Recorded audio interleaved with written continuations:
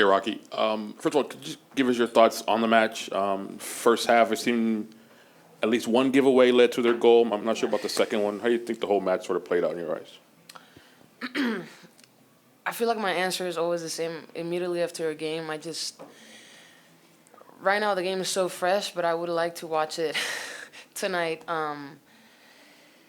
Yeah, it's just frustrating to lose at home. That the first goal kind of came in a little giveaway, and then obviously we knew Orlando's counterattack is lethal. I still thought we created, and especially in the first half, chances. Maybe not so much quality chances, but we were there. It just felt like a game that we could have gone out with a little more, but that's just my feelings right now. We'll see. Hey, Rocky, just kind of continuing on that point, taking the positives away, did you feel like the offense had a dynamic kind of approach, and was it really just the counterattack that was the weakness? Yeah, I thought, I feel like on every game we're like just there, and some games we've been able to to score. In other games like today, I just feel like we're almost there, but it's just that last pass, maybe last decision making, and should have, could have, would have, I think that we need to be, just be humble and be able to see within ourselves and just get better. We're still in time. Orlando's a great team, but like I said, I have this feeling that we could have taken away a little more today, but that's soccer. Hi, Rocky. Hi, Merritt. Hi. Congratulations to Rocky, by the way, for your minutes milestone. Just talking a bit about the defense against Orlando, sort of what were you game planning for, and then what did you actually see once they were out there, and sort of how did you improve upon that in the second half? Because it looks like the defense was a lot more sound in the second half. No, I think like I said, we knew Orlando's counterattack is lethal, so our approach was different from what other teams had been doing, which was kind of wait for them. We decided that we would go out and press them to not even allow them to play or to play those long balls to Banda or Marta. I think that when we were able to counter press high on the field, we were successful, and the times that we didn't, they did exactly what we knew they were going to do. It's not easy to mark them, but I think our team did really well for what we had. So.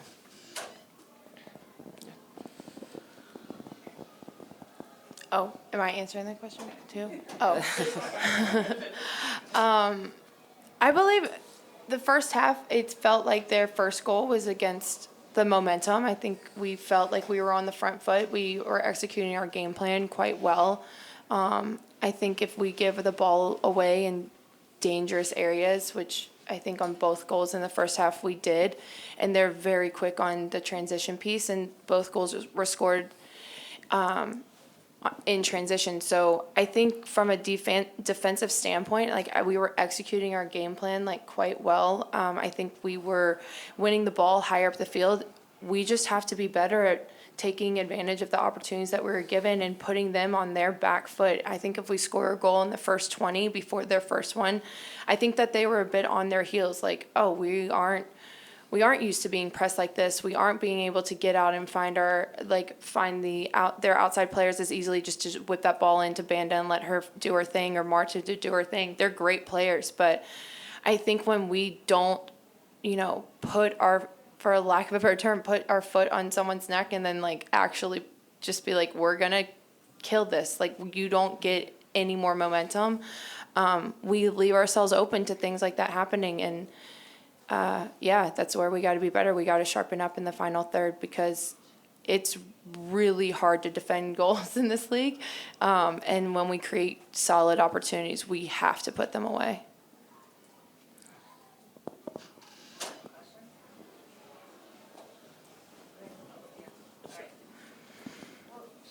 Okay, I have another one. So obviously a little past halfway point in the season, you all are still within touching distance of the playoffs. So what is the conversation out in the locker room for these last 11 games, and obviously one game before the break? What are you all feeling? Thank you. I think there's an understanding that at some point, like, people don't keep investing if you don't win games. That's what we're in the business of, and we want to win.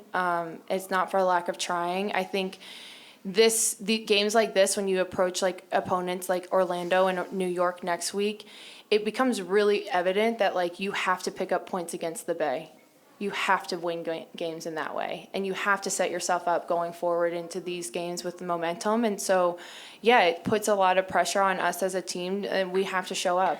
We have to show up in our best form and with on the front foot and put goals away, and that is what we're signed up for as professional athletes. And I think we have an understanding of that, but it's becoming like we're halfway through and we have to keep putting points on the board, and we can't drop points. And so games like this are tough. These are the teams that, like, if you win against the Bays, then okay, losing points to Orlando, like, they're picking up points against everyone. Okay. But if you drop points against teams that you shouldn't drop points, you put yourself in a really tough position. And I think that's where we are now. And I think we have to, like, buckle up and get ready for the ride that's to come, and, like, be really,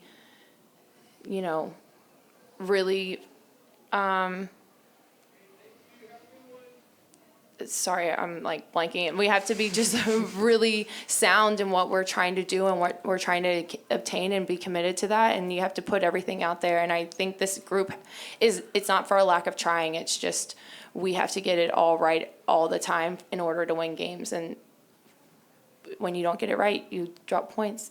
This league is hard.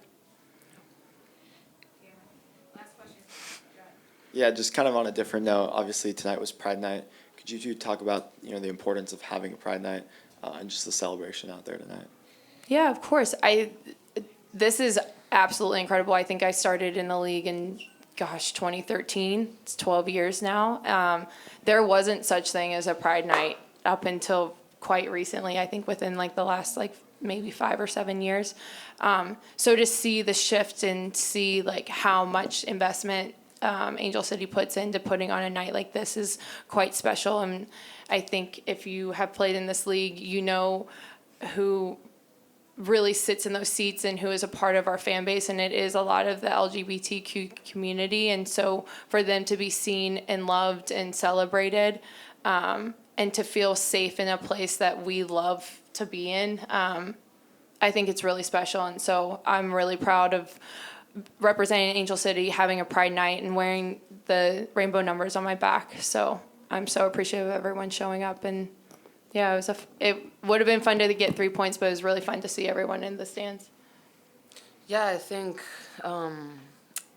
actually being from a different culture and being now for so many years in the U.S. and also seeing the shift of how much, Pride Night and Pride Day is celebrated. I can speak for myself. I understand better like the importance of representation and the importance of being seen, and especially being for the LGBTQ community to be in a safe environment is amazing. And I think that's something to be proud of for Angel City and the whole league. Hey, Coach. Maybe to start with some positives, do you feel like there were any takeaways from the game that you feel you can build on? I know that the counterattack was deadly, but how did you feel kind of coming out of the match and kind of walking towards the press conference? Yeah, I think always disappointed to lose games. Like, you can never explain or have a different feeling when you don't win, no matter how you've played. I think the message to the group was I was proud of how hard we pushed second half. I think we kept ourselves in the game. I think it would have been easy at halftime to walk in and feel deflated, and we didn't. We still felt like we had a chance, and I think we showed that. Created chances. I think the hardest part is when you look across the stats, like they're very even across everything. Every single stat is even. But ruthlessness wins you games, and I'm sat here saying the same thing again. I think, they're obviously really ruthless in transition, and they are where they are for a reason. I thought we handled Banda brilliantly. I don't think she had anything. But with that comes Adriana and Marta. I think Marta found spaces and hurt us in that space. So, yeah, I think, again, proud of our resilience to come out second half. I think the game, if we take some of our chances, can get to 2-1, and then it's game on.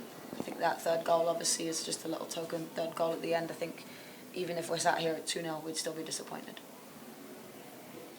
Becki, you talked about their ruthlessness. Yeah. Where does that lie in your group? Is it in there, and how do you get it out as the Yeah. season sort of, ticks down here? Yeah, it's a great question. I think it's always in there. I think we saw it at Louisville, right? Like we had that edge and that ruthlessness, and I think the longer the game wears on, the harder it is to score almost. And I think, again, after 3 minutes, we create an incredible opportunity with Alyssa in the box. And those are the moments that if you take that chance, you push on and that you gain that confidence. And I think that's still something that we are learning as a group and evolving as a group. I said it in the press conference. Orlando's 3 years into a process, and you can see it. The process takes time. Like, they had to learn lessons over the 3 years, and now look at what they're doing. I think what they've done as a club is incredible, and I think we went toe-to-toe with them in moments today, but that ruthlessness takes time, and it does build on, what they've done over the last 3 years. And yeah, it's in there, but it's got to be in there consistently. This league is hard to win. This league is really hard to win. And you've got to be ruthless every single game, otherwise you get punished. Hi, Coach.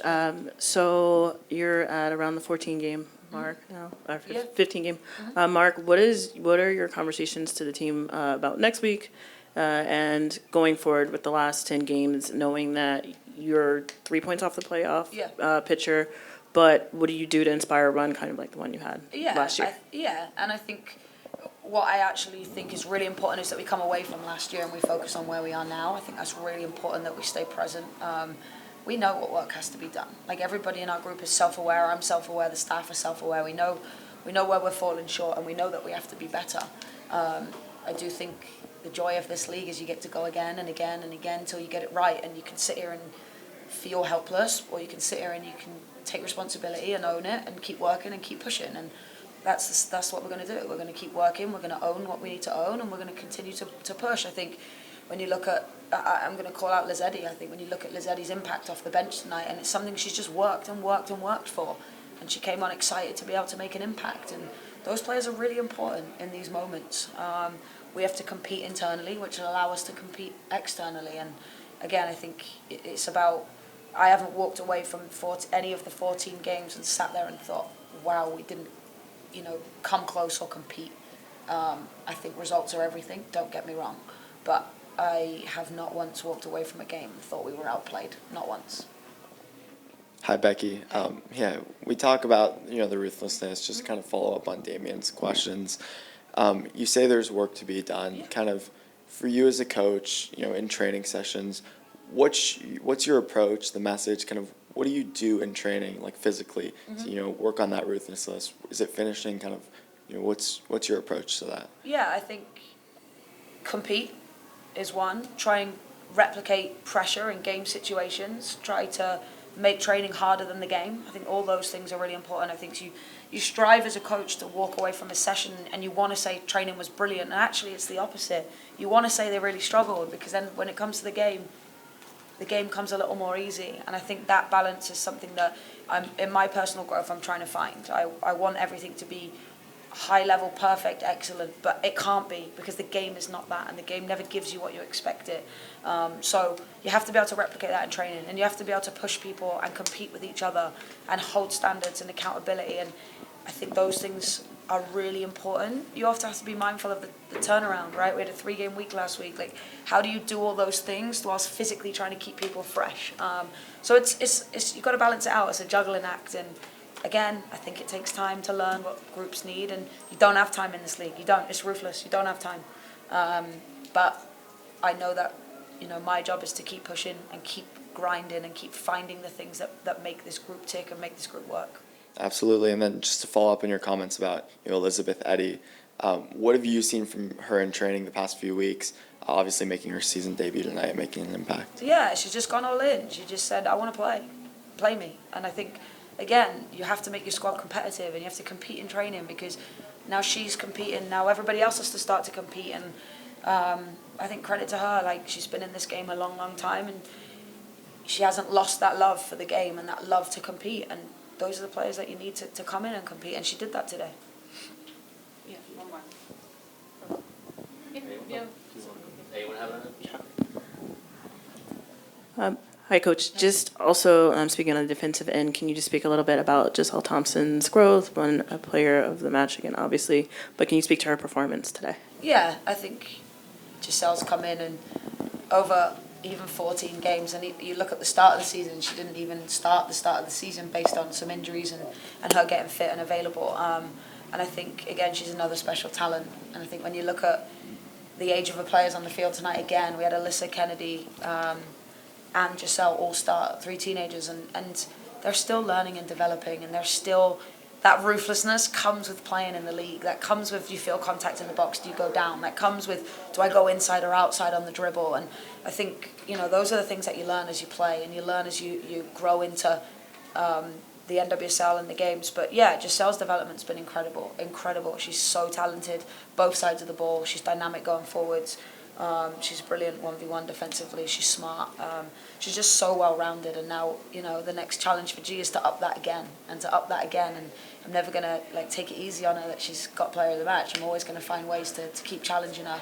And the next part for her is how can she be more effective in the final third? How does she add assists and goals and create opportunities for herself? Because she has the ability to do that.